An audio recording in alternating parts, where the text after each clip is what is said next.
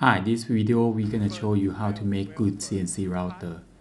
First we design the machine you need, then we cut the material and then weld them together.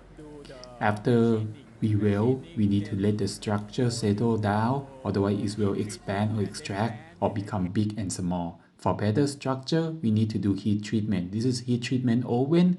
We heat for 600 degrees for 8 hours and 9 hours more to settle.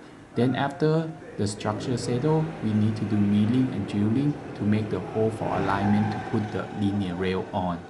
This is the milling on it. Then we put into the sand to finish the surface. Here this is not finished, this is finished. So it's nice and smooth to put the paint more tight and more beautiful on it. And much more beautiful. Without sanding it's like this. With the sand it's like this.